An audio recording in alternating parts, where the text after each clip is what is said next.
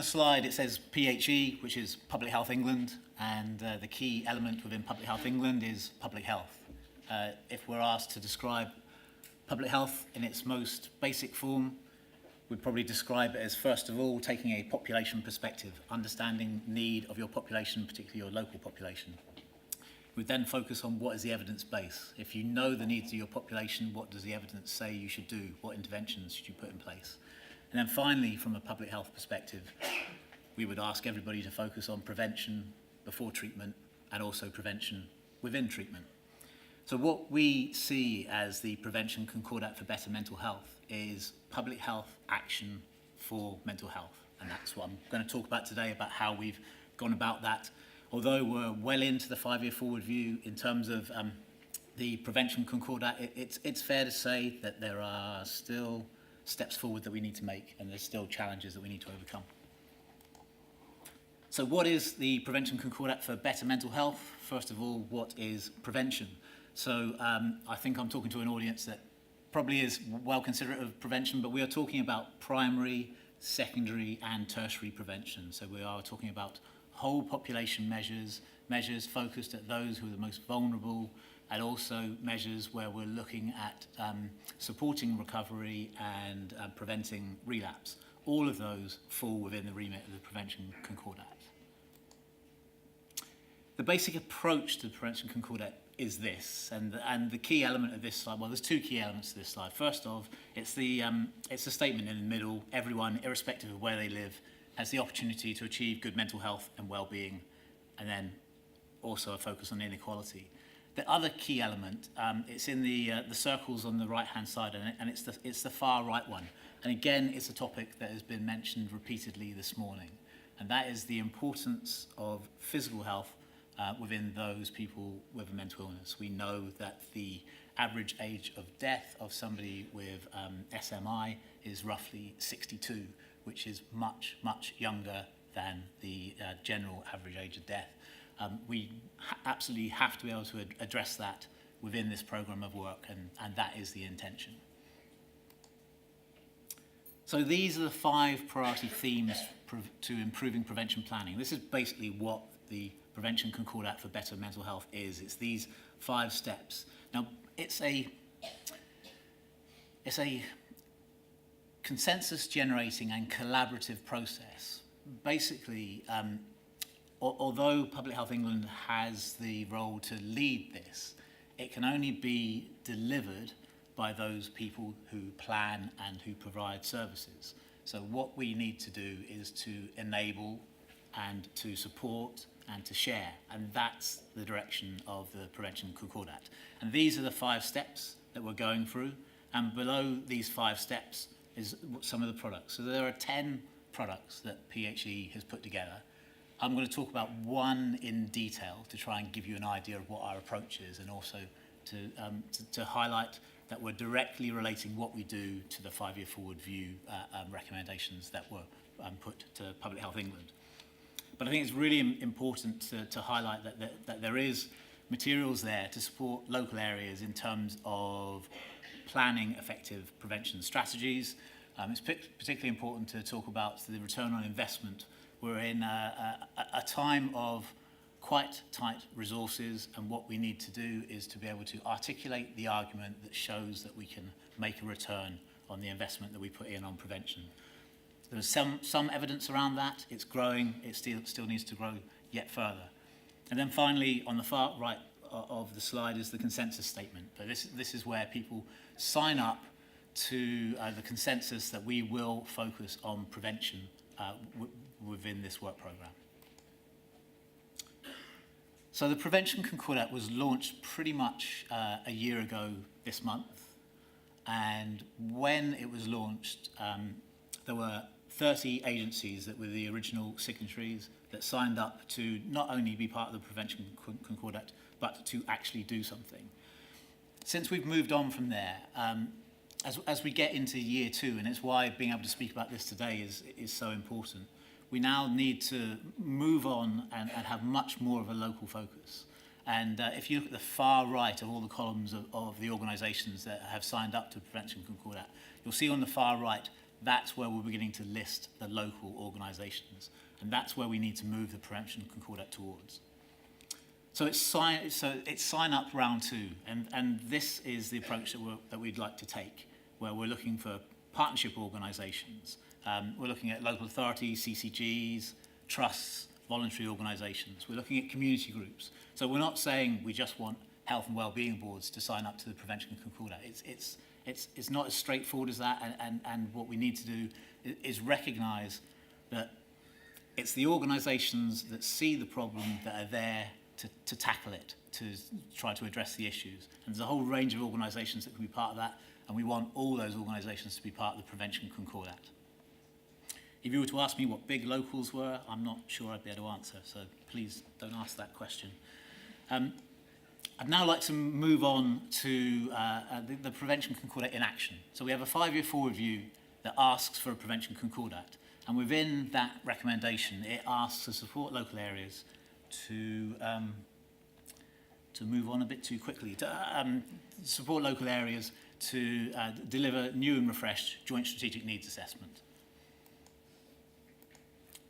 So that is the first recommendation that asks for us to do that, and alongside that, we have recommendations around focusing on suicide prevention plans, also around focusing on the physical health of people with a mental illness, and then finally the intelligence network itself has a role and a duty to link data and make data available to all organisations that work in this space.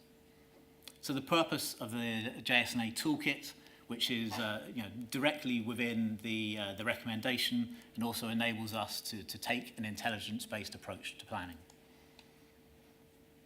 So what we try and do is recognise that joint strategic needs assessment can only be done locally. You can only do it if you know about the local situation, if you're involving local organisations. So what we do nationally is we aim to support that. There's certain elements that we can do it once, we can share it, we can commit to refresh it. So that's what we're doing with the JSNA toolkit.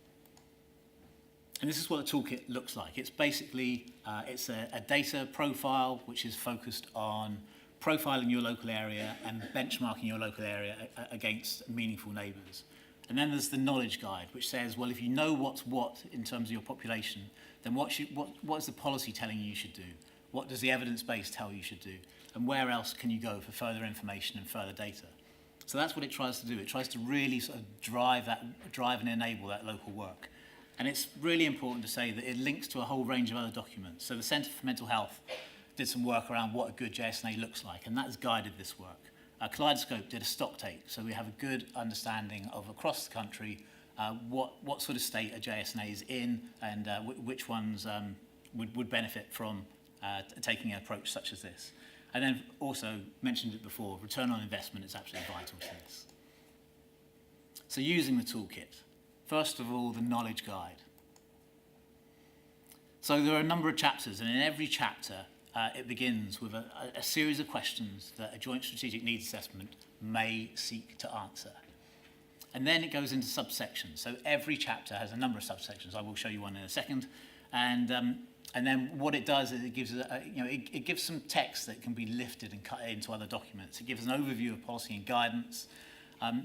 And then it links into the profile, so that if you're interested in that topic, it just links you directly to the JSNA profile. It also links you to the other profiles within our suite of products and profiles outside of the Mental Health Intelligence Network. It also links into a whole range of other sources of data, so really it's just directing you to various different places. And then most importantly of all, it links to the evidence base. So it's not just about understanding need, it's what you do about that need. So if you go online, if you Google Better Mental Health JSNA Toolkit, this is what you find. It's there right now. You get an introductory chapter which tells you all about it. You then get 2 chapters on understanding place and understanding people. If we're focusing on prevention, we need to know our local population. We have a slight problem with these chapters. Nobody ever Googles understanding people or understanding place. They do perinatal mental health. They do children and young people's mental health. But they don't Google understanding people, understanding place. We really need people to advocate that if you're focusing on prevention, this is the place to go. This will help you take it forward. So if you take one message away from this, it's please tell people about these 2 chapters. And of course, we take a life course approach to this as well. So there's perinatal mental health, children and young people's mental health, working age adults, and living well in older years. And what I do is I won't read any of this out, but in terms of part of the reason people don't Google understanding place is because they don't really know what it means. So this is just a slide which tells you when we focus on understanding place and understanding people, what information are we putting together? What series of links are we putting in there? Where does the evidence base link? Where do the new sources of data go? This is what the focus is of these two chapters. So this is just using the toolkit. So if you are interested in understanding place and you're interested in community well-being and social capital, then it will take you to that section of the chapter. There'll be some text there which you can lift if you choose to. If you're interested on the basis of this, then it will take you directly to the references that we've used, so you can make sure you can do further reading in the appropriate area. If you're interested in the data sources, again, they're just clicks away. You just follow the click. It'll take you into the JSNA profile. It'll take you to the data so that you can assess for your area. It'll take you to profiles outside of the suite of mental health tools so you can get a much wider understanding. And if you're interested in the evidence base, again, there's a whole series of links put in place. We commit to keeping them live. For instance, this is what works well-being. If you're interested in well-being, then it will take you to the evidence base around well-being. So basically, it's a one-stop shop for an intelligence-based approach to developing a joint strategic needs assessment. So using the profile, this is in some ways a little bit back to front, but I wanted to really focus on a knowledge guide. So using the profile, again, if you Google fingertips and mental health, it'll take you straight here, and the first one on the list is mental health and well-being joint strategic needs assessment profile. I need to stress that these are profiles to support improvement, not judgment. That's the point of them. The point of them is they enable you to profile your local area, benchmark it against meaningful neighbours so that you can look to improve. So because this is an audience that's non-analytical, I just couldn't resist including the slide which is about how the profiles work. So this profile is structured into 6 domains. So if you're interested in data that's a particular area, then you just go to that domain and that's where the data is held. This section here is how you set it up to focus on your area. And then, in terms of how the data is displayed, you get an overview. So you get a number of metrics, number of areas together, and just get some overview. You can compare 2 metrics to understand the relationship between them. If you wish to map the data, it's there, available for your use. If you want to see change over time, we commit to getting the trend data in there so you can measure that. If you're interested in focusing on just a set number of areas, be they geographical neighbours or statistical neighbours, it's set up to do that. If you're interested in a fairly standard spine chart assessment of the data where it focuses on your area within the context of a wider group, in this case the whole country, that's there. It enables you to focus on inequalities. Everything has a detailed definition so you can understand exactly where the data comes from. It comes from multiple different sources. And you can download absolutely everything. So you don't have to use the outputs from this profile. You can just take the data and use it in a way that you want to. And I just want to show that on this particular profile, for the first time, we are including local level data. So I just wanted to show you that there's data in there which is presented by GP practice, and there's also data there presented by ward. And the important thing about this is we're talking about joint strategic needs assessment. So it's not only about comparing your borough, your CCG to a neighbour, it's about understanding the population within your area. And we enable you to focus on that, and we aim to get more data of this type into the profile. So that's kind of all I wanted to say, really. What I hope it shows is within the prevention Concordat approach, what we're trying to do is enable local areas to focus on prevention, starting off with understanding need. But we start with understanding need because that was the 5-year forward view direction to us. And if I could leave you with just 3 messages, I think. The first is that I've been focusing on an intelligence-based approach to prevention. But actually, I've been focusing on a set of materials that are used to support planning.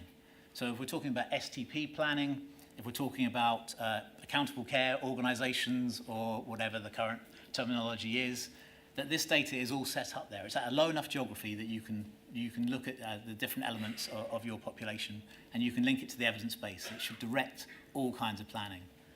The next thing is the prevention Concordat. We talked a lot about limited resources, but there is a real movement towards focusing on prevention. There's a number of initiatives that have been talked about this morning, it is a time where we can focus on prevention. So please let's do that. And the very last thing is really just saying that we develop all these materials because we want them to be of use, and we test them whether or not they're of use. If these are not of use, tell us and help us make them better. If they are of use, then please advocate for their use and support their use locally. That's me. Thank you.